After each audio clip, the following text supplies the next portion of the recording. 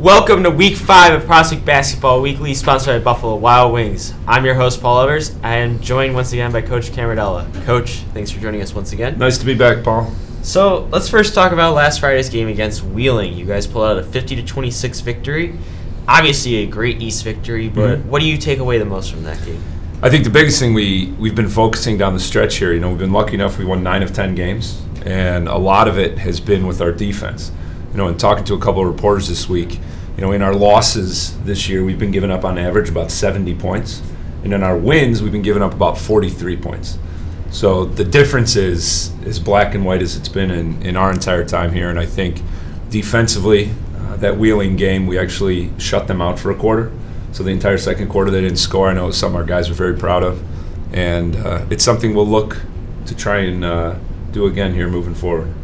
And obviously going into the season, you guys knew you had the offensive pieces, and they've shown up. Frankie Mack, Richie, Swidera, they've all been very impressive on the offensive end. Did you expect this kind of swarming defense that you guys have been able to pull off at multiple times this season? Yeah, I think the biggest thing about defense, and you need to talk to Rathy about this a little bit more, but when you have 5 guys on the floor and guys are coming in and out off the bench, is the speed of rotation and the angle of rotation is so important. And what we've been able to do, especially in Wheeling, but then again on Tuesday night against Conant, was as we were double teaming and trying to get the ball out of Sotos' hands, our backside rotation was very quick, and the right guys were left open and gave us the best chance to win.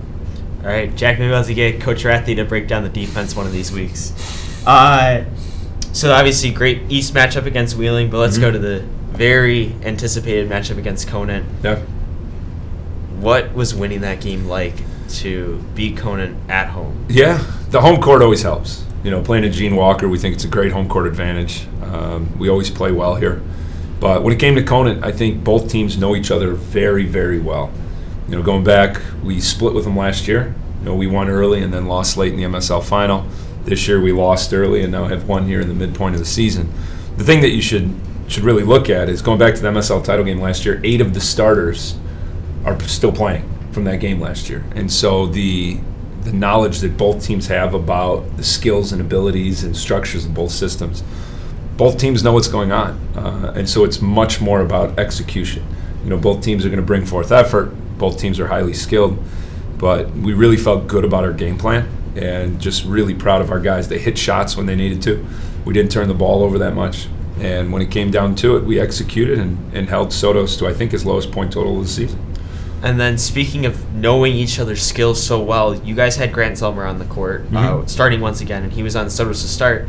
And it's very evident that he was trying to take away his right hand. Was that part of the game plan? Do you guys expect him to finish better with his right hand than his left hand? How was the defensive game plan against Sotos to end up shutting him down, like you said? Sure. No, the biggest thing for Jimmy is you're never going to completely shut him down. You can just hope to contain him a little bit. Right. What we said was that every time he went to a ball screen, that we would double it, try and get him to give it up. The same thing in the full court. Once he caught it, we'd run a guy at him, double him until he gave it up. He was able to, especially in the third quarter, a couple possessions in a row, he got going. I think in watching him all these years, I'm overly impressed with his skill set. And I think he goes both right and left equally well. Our big thing is that when he's coming off ball screens, it tends to move more towards his right. And so in doing that, it's putting him in a position where he's taking step back jumpers rather than finishing at the rim in the half court. And that goes back to the rotation and our guys' knowledge and ability to guard in space.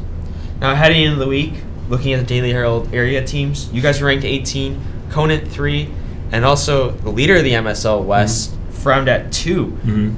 First of all, hopefully now you guys are going to go up the rankings after that big win against Conant. But is this kind of a golden era for the MSL? They seem to have some teams at the top. Obviously, you guys in there in the East, and then obviously the 2 big powerhouses in the West between Conant and Fremd. Do you think this is better play from the MSL than you've ever seen in your tenure at Prospect? Oh, in the whole tenure? That would be a good question. I'd have to go back and look. We do yearbooks every year where we keep track of the whole year.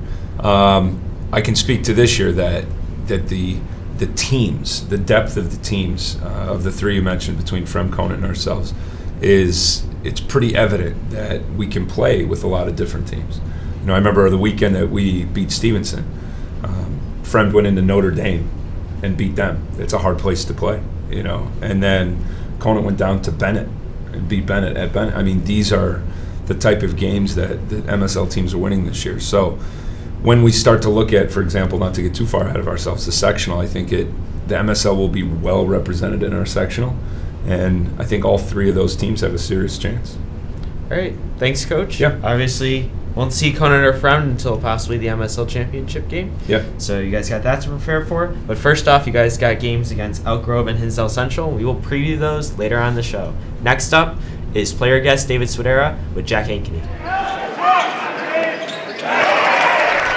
Welcome back to Week 5 of Prospect Basketball Weekly. I'm your co-host, Jack Ankeny. I'm joined by prospect guard David Swidera. David, it's good to have you. Nice being here. All right, so you guys had a big win against Conant on Tuesday night in overtime. What would you say were the keys to beating them and holding Sodos to only 8 points? Definitely top priority was to maintain Sotos. We knew he was a great player, Division I player, so we had to make sure we had to contain him and just run our game plan and make sure he just doesn't start heating up. And then on offense, we just had to just go at him because we knew we have the talent to go at him and just play our game. All right, how big of a win would you say that was for the confidence of your team? Oh, it was a great win because we know we wanted some revenge from the conference championship and last year, this year earlier on the tournament, and yeah, big win for us. All right, so how will that confidence kind of propel you guys into your next game against Elk Grove on Friday? It's a big boost as in going into our MSL game because we know we could get to that conference championship if we win out these games. So we got to make sure we got to get them done. All right, so what would you say you guys will need to execute well in order to beat Elk Grove? We got to play our game. We got to just move the ball around and get that defensive pressure on, and we'll be good. Okay, so Elk Grove hasn't won a game yet, but how important would you say it is to not overlook them so you guys don't have any sort of letdown on Friday? We gotta make sure to just do our game and just really go at them and not hesitate on anything. Just keep going on. All right, so obviously you guys got Antonio Gardner back from his foot injury, and then Tim Lawson-Hop played in the JV game, so he'll be back Friday for you guys. So you're basically at full health now. So what would you say your team's kind of mindset is going into the last stretch of these MSL East games the next month? Our mindset is straight for the goal. We know that we have everyone back, so we want to make sure we just go out and win the games because we know we have our talent back, and playing with Tone and Tim is great because helps out our offense, helps out our defensive pressure, and we could go out and win games. All right, thanks, David. And now next we will be joined by Assistant Principal Frank Mirandahl.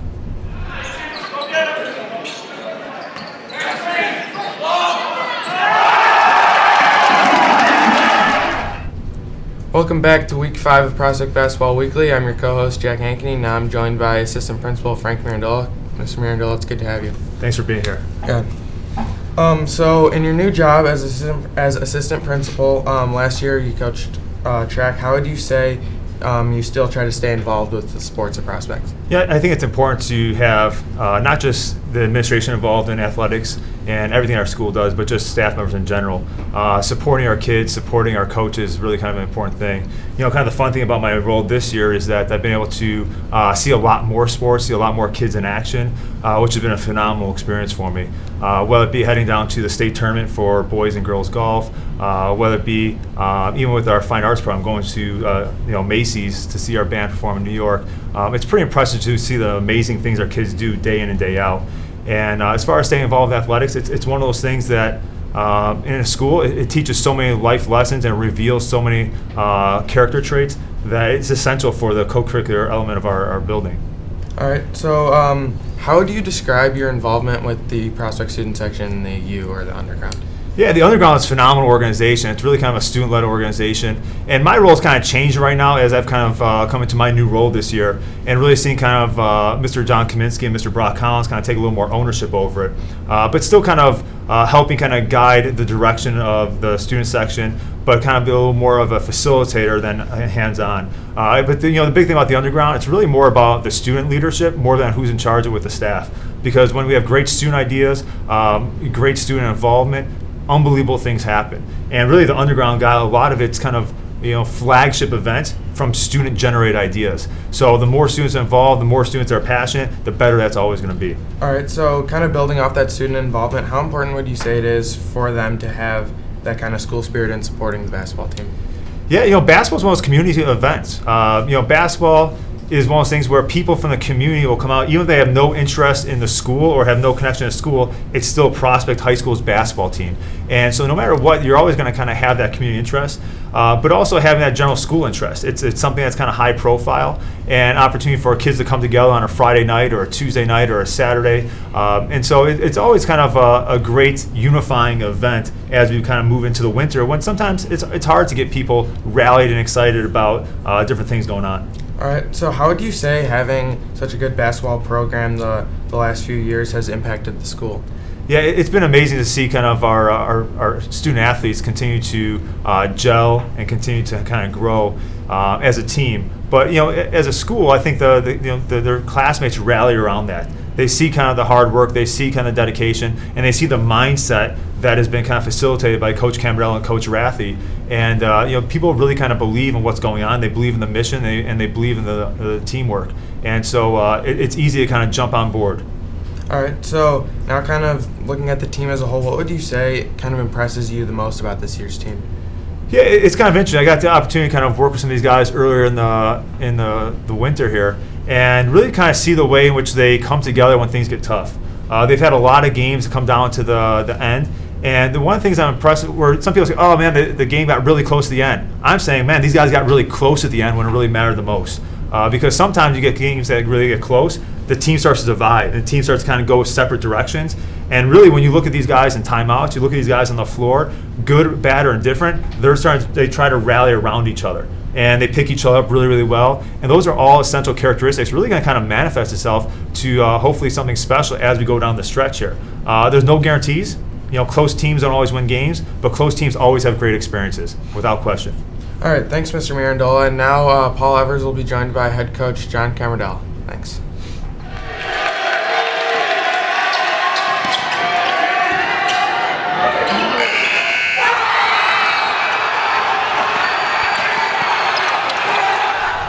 Welcome back to Week 5 of Prospect Basketball Weekly, sponsored by Buffalo Wild Wings. I'm joined once again by Coach Cambardella. Coach, thanks again for joining us. Yep. So, Elk Grove this Friday night. It's your last East matchup in the first round of matchups. How important is it going to be able to end up that first round 4-1? It's big. What we always say is you can't lose home games in the East. If you want to have a chance at the end and to be there at the end, for the honor to represent the division in the MSL title game, you have to win at home. And this is just another example of that. We feel good about Gene Walker Fieldhouse. We feel good about where our team's at. I think we're in a really good place, and Friday's the next game. And then obviously, if you take a look at it, maybe the difference between playing Conan and Elk Grove. You guys against Conan kept your bench to 7 guys, but against a lot of East teams, you guys have gone deeper into your bench. Yeah. What is it like to have that opportunity to be able to put some of your depth out in usually what are very competitive games in the East? Yeah, that's the thing about basketball is you have to be willing to adapt. And different games call for different systems. We play against Highland Park, and it's all zone, right? And they're trapping itself. You play against Conant, and they're running 3 guys, 6'5", 6'8", 6'10". You have to adjust. And in the East, they usually don't have the size that some of the West teams or some of the non-conference teams have that we play. And so we can play a little bit different of a style. We're very aware of our identity. I think we have depth. And against Elk Grove, I fully plan on using it. And then what will be the key against Elk Grove to come away with a victory? Big thing is making sure that we take it possession by possession. And what I mean by that is at this time of the year when news organizations and other people start to project out, it's a coach's job, it's a player's job to make sure that we stay focused on the next game. And this weekend's big, a chance to finish the first half of the East 4-1. The chance to put ourselves in position where we don't need help from any other East team, meaning we win and we're in. Right. That's more than any team could ask for. And my job as the coach is to remind these guys and to challenge these guys to not look past any game that's on our schedule. Now, while you guys won't be looking past Elk Grove, the next afternoon you guys will be playing Hinsdale Central. They're 8-6 on the season, but they started out the season a little rough. And Yeah. they've played close losses: West Aurora, DePaul Prep, Westinghouse, and then overtime wins against Revival West, Lombard West, and York. They beat Stevenson. They played a lot of close games. What is it like to go against a team that always seems to be in it no matter who they're playing? Yeah, I mean, that's why we got into the shootout. The Downers Grove North shootout. The head coach there, his name's Jim Thomas. He's a good friend. We played against each other in college. And so he invited us out and just said it's a good chance to see a team that usually don't. The Bulls coach, Fred Hoiberg, his son is on the team. So it adds a little extra mix to that. And, I've watched a couple games online. We haven't been able to see them live just due to our own schedule. But it's a 2:30 tip, so it'll have a little bit more of a flavor of, like, say, a Wheeling Hardwood type game, and not the Friday or Saturday night energy that we're used to in a game. So, again, it's something that we're looking forward to, getting to see a team that's very traditionally, a man defensive team that gets up and pressures, guards hard, and shoots the ball well. So we're really looking forward to the challenge of a back-to-back weekend slate. And then obviously that being the back end of the back-to-back, how important is it to either plan out for which game you're going to go deeper in your bench or how you're going to use all your depth to keep all your players fresh? Yeah, I mean, that's the biggest thing, a challenge that I think a lot of people might not understand is, so we'll have a game Friday night, a JV game Saturday morning, and then go right to the Hinsdale Central game. And so we have to make sure that we're keeping guys fresh, that we're not asking guys to log, 8-10 minutes at a time. And just make sure, as we've always said, is that next man up. And whether a guy's hurt or a guy's sick, that our guys are aware and we put them in position in practice to prep those types of situations. And after this weekend, it'll be finals week, and so we'll get a whole week off as we prepare. Buffalo Grove will be the first game after finals. And so we really are focused on taking care of this weekend and then adjusting from there. And then you talked about Hinsdale Central plays a tight man defense. How important is it going to be to not turn the ball over, and what kind of lessons can you learn from an aggressive blitzing defense? Yeah. So the biggest thing that we've noticed is we've seen so many different styles already. I joke with these guys, I don't know if we could see another style that we haven't seen yet. And, we're only halfway through the season. But we've seen the big, long, athletic teams. We've seen the slow, methodical teams. We've seen the teams that want to shoot it within 10 seconds and the teams that want to hold the ball for a minute. And so when it comes to this, I feel very good about our offensive execution. Today at practice, we will return to some of our man sets and talking through how we score against man defense, because to be honest, we've played against, you can ask any of our players, we've played against a lot of zone the last few games.